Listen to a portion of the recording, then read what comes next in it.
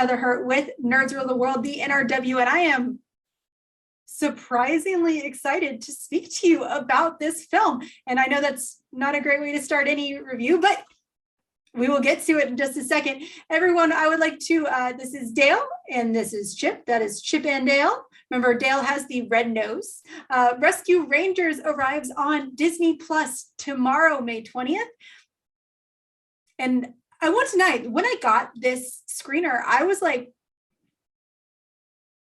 why me?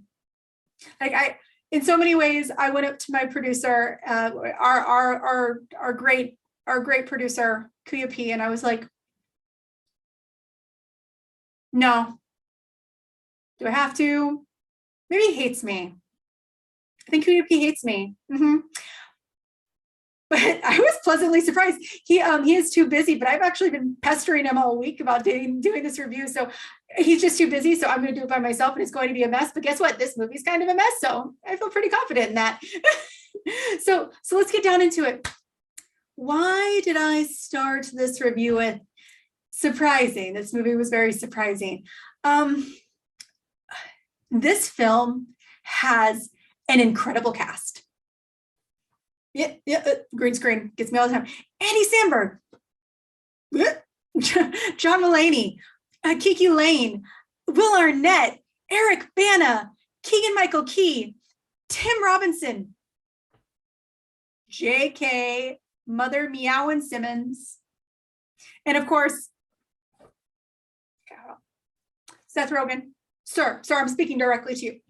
I see you. I see you, and I support you. I support you. And for those of you who are watching this review after the film, you know what I'm talking about. I support. Yeah, it's great. It's great. Because what you're going to find about this movie is that it plays on itself. The plot makes no sense. You jump right on in at the very beginning, and you get like this itty bitty bit of foreplay where it explains their backstory, and then you go like head first into this weird true crime melodrama thing. It's crazy. It's craziness. Is the story good? No. Did I scream, I can't do this anymore? I can't. Probably 300 or 400 times. Yeah, I did. Did I ever press stop or pause or any? No, I did not, because I was having too much fun. This movie isn't about the movie. It is about the play.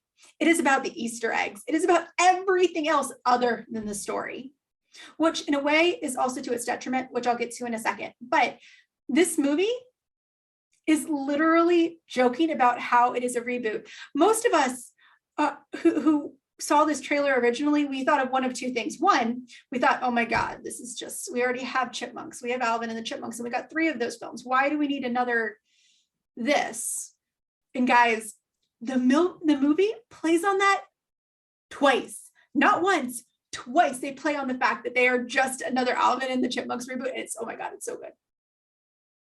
So good.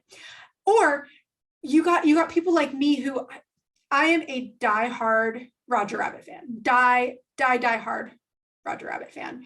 And if we were ever going to get a movie where like this, that was kind of like half real world, half animated, that played on the jokes of both, I wanted a Roger Rabbit. I wanted a continuation of Roger Rabbit 2, Who Framed Roger Rabbit.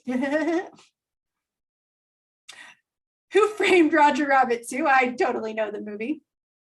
And of course, we'll never get that film. And so a huge portion of the audience is going to be watching this film. They were sunk the moment they saw this. And I was definitely one of them.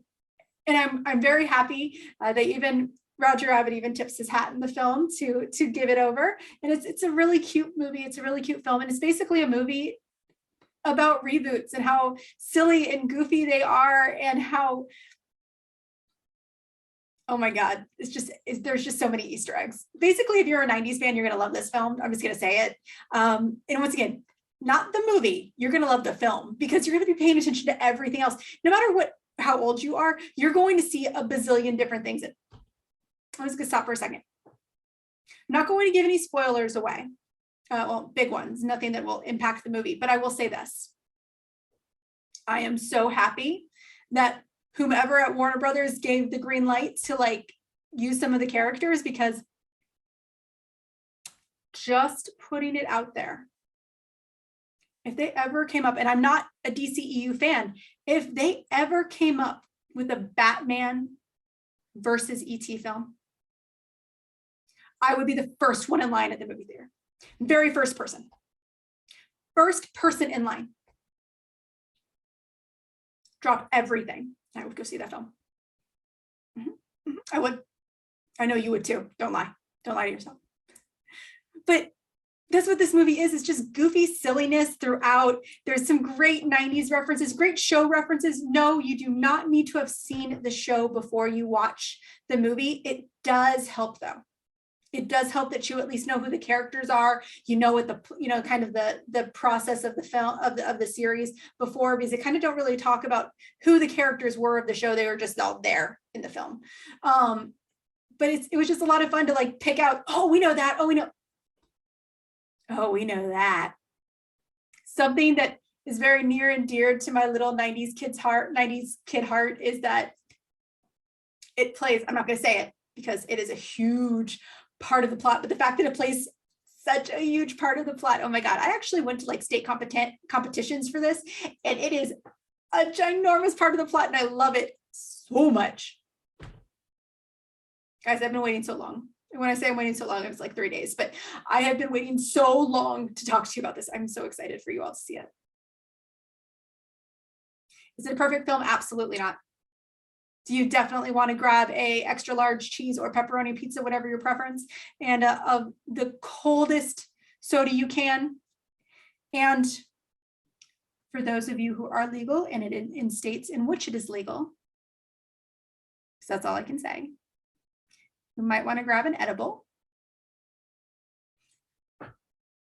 and just watch this on a Friday night. It comes out on a Friday, watch it on Friday, enjoy it. Have fun. Live your best 90s kid life. Now, as I was saying before, that is kind of a problem for those of you who want to watch this as a kid's film. It is definitely a kid's film. There is nothing terrible about it. It's goofiness, it's silliness. The plot doesn't need to necessarily make sense for kids to enjoy things like this.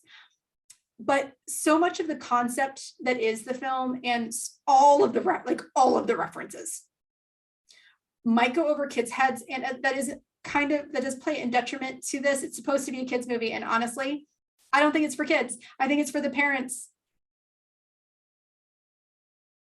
All of those who graduated in or around me, you are going to be laughing your rear ends off. Your kids are going to be like, I don't get what's funny.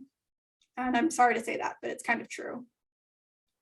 But you are going to be laughing your asses off, and that's going to be the best part.